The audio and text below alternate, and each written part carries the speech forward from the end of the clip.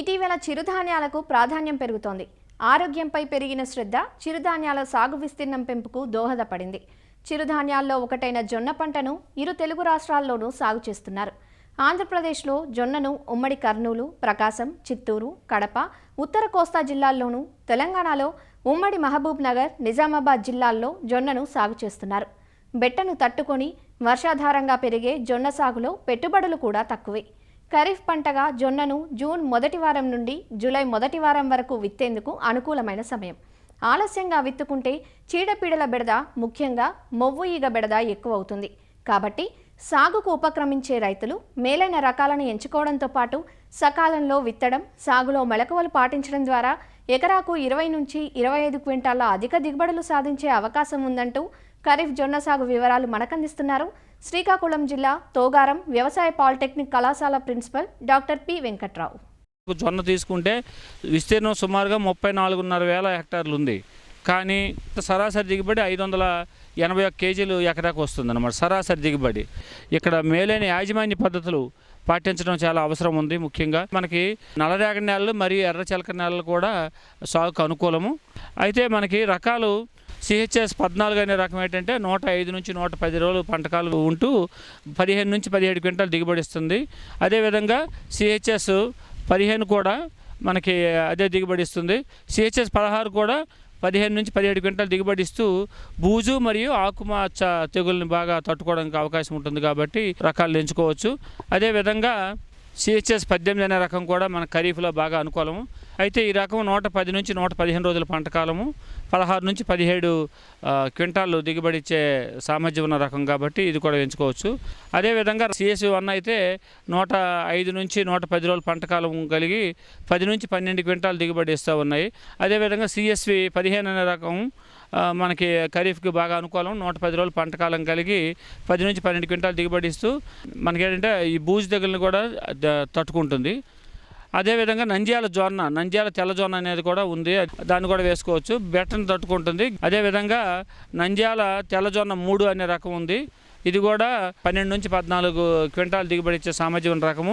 చొప్ప ఎక్కువగా ఇస్తుంది. బెట్టను మరియు ఆకుమచ్చ తెగుళ్ళు బాగా తట్టుకుంటుంది. కాబట్టి ఈ రకాన్ని కూడా రైతు సోదరులు వేసుకోవచ్చు. అదేవిధంగా పాలెం 2 అనే రకం ఉంది. 11 నుంచి 12 క్వింటాలు దిగుబడి ఇస్తుంది. అదేవిధంగా పంటకాలం 105 నుంచి 110 రోజుల పంటకాలం. గింజ తెలుపు రకం, అధిక చొప్ప దిగుబడి ఇస్తుంది. బూజు తెగులను కొంతవరకు తట్టుకుంటుంది. అందులోనూ విత్తనం మోతాదు చూసుకుంటే 3 నుంచి 4 కిలోలు విత్తనం సరిపోతుంది. గింజ యొక్క బూజును తట్టుకోవడం కోసం థైరము లేదా క్యాప్టెన్ అనే మందుతో, అంటే కేజీ విత్తనానికి 3 గ్రాముల చొప్పున కలిపి విత్తన శుద్ధి చేసుకోవాలి. ఈ మొవ్వేగ కూడా మొదటి దశలో వస్తూ ఉంటుంది. కాబట్టి దీని నివారణ కోసం కూడా విత్తన శుద్ధి కేజీ విత్తనానికి థయోమెథాక్సామ్ 3 గ్రాములు చొప్పున మనం కలిపి విత్తన శుద్ధిగా చేసుకున్నట్టయితే సమర్థవంతంగా ఈ ఈగను కూడా తట్టుకోవడానికి అవసరం ఉంటుంది. అదేవిధంగా విత్తే దూరం చూసుకున్నట్టయితే వరుసకి మధ్య 40 సెంటీమీటర్లు ఉండేటట్టు చూసుకొని మొక్కి 12 నుంచి 15 సెంటీమీటర్ల దూరంలో ఉండేటట్టు విత్తుకుంటే మనకి ఎకరానికి సుమారుగా 58,000 మొక్కలు వరకు పడుతున్నాయి. అదేవిధంగా కలుపు నివారణ మరియు అంతర్కృషి విషయానికి వచ్చేసరికి ఏంటంటే మనకి విత్తిన వెంటనే మనకి అట్రాజిన్ అనే 50% పొడి మందును ఎకరానికి 800 గ్రాములని 250 లీటర్లో కలిపి విత్తిన రోజు కానీ రెండవ రోజు కానీ పిచికారి చేసుకుంటూ జొన్నమల్లి మరియు మిగతా కలుపు కూడా సమర్థంగా నివారించడానికి అవకాశం ఉంటుంది. అలాగే విత్తిన 30 రోజులప్పుడు గుంటకతో కానీ దంతితో కానీ అంతర్కృషి చేయడం వల్ల కూడా మన పొలంలో కలుపు మొక్కలు లేకుండా అవ్వడం, అదే నీటి వినియోగ సామర్థ్యం పెరగడానికి కూడా అవకాశం ఉంటుంది. కాబట్టి ఇవి చూసుకోవాలి. అలాగే జొన్నమల్లి మొలకెత్తిన తర్వాత 2,4-D సోడియం సాల్ట్ అనే మందుని 2 గ్రాములు 1 లీటర్ నీటికి చొప్పున కలిపి మనం పిచికారి చేసుకున్నట్టయితే దీన్ని జొన్నమల్లి అనే కలుపును కూడా సమర్థవంతంగా నివారించడానికి అవకాశం ఉంటుంది. అదేవిధంగా ఎరువుల యాజమాన్య విషయానికి వచ్చేసరికి ఏంటంటే తప్పకుండా పశువుల ఎరువు అనేది ఎకరానికి 4 టన్నులు తప్పకుండా ఆఖరి దుక్కులో వేసి కలిగి ఉండాలి. 24 నుంచి 32 కిలోల నత్రజనిని, అదేవిధంగా 24 కేజీలు భాస్వరం, 12 కేజీలు పొటాషియం ఇచ్చే ఎరువుని వేసుకోవాలి. మనకేంటంటే ముఖ్యంగా ఈ భాస్వరం మరియు పొటాషియం ఎరువుని మొదటి దుక్కిలోనే వేసుకుంటూ నత్రజని ఎరువుని 2 సమభాగాలుగా చేసుకొని విత్తేటప్పుడు అలాగే మోకాలు ఎత్తుకే, అంటే సుమారుగా 35-40 రోజులు వయసున్న సమయంలో వేసుకొని అంతర్కృషిగా చేసుకున్నట్టయితే పోషకాలు సరిగా అంది మొక్క ఏపుగా పెరిగి దిగుబడి ఎక్కువ రావడానికి అవకాశం ఉంటుంది. నీటి యాజమాన్య విషయానికి వచ్చేసరికి ఏంటంటే ఖరీఫ్లో జొన్నకు నీరు కట్టాల్సిన అవసరం లేదు, ఎందుకంటే వర్షాలు మనకి అడపా పడుతూ ఉంటాయి. ఇప్పుడు సస్యరక్షణ విషయానికి వచ్చేసరికి ఏంటంటే మనకి జొన్నలో మొవ్వు తులుసు ఏంటంటే పురుగు ఆశించిన మొక్కలు ఎండిపోయి చనిపోవడం జరుగుతాయి అన్నమాట. అదేవిధంగా మొవ్వుని లాగినప్పుడు సులువుగా బయటకు వచ్చి కుళ్ళిపోయిన వాసన కలిగి ఉంటుందన్నమాట. మొలకెత్తిన మొదటి నుండి 30 రోజుల వరకు మాత్రమే ఈ పురుగు ఎక్కువగా ఆశిస్తుంది. దీనికోసం ఏంటంటే మనం అందుకే తప్పకుండా జూలై 1 లోపు విత్తిస్తే మంచిది. ఇంకా లేట్ అయినా 15వ తేదీ దాటిన తర్వాత జొన్నని విత్తకూడదు అనమాట. దీని నివారణ కోసం ఏంటంటే 2 మీటర్ల సాలుకు 4 గ్రాములు కార్బోఫ్యూరాన్ గుళికలు చొప్పున మనం కానీ చివరి దుక్కులో వేసుకున్నట్టయితే ఈ మొవ్వు తులుసు ఈగను రానివ్వకుండా చేసుకోవచ్చు, అంటే వాసనకి రాకుండా ఉంటాయి. వచ్చిన తర్వాత అయితే థయోడి కార్బ్ అనేది 1.5 గ్రాములు లేదా లాంబ్డా సైహాలోత్రిన్ అయితే 2 మిల్లీలీటర్లు లీటర్కి చొప్పున కలిపి పిచికారి కానీ చేసినట్టయితే మనకి సరిపోతుంది. ఇక కాండం తులసి పురుగు విషయానికి వచ్చేసరికి ఏంటంటే ఈ పురుగు పైన 30 రోజుల తర్వాత నుండి పంట కోత వరకు కూడా వస్తుందన్నమాట.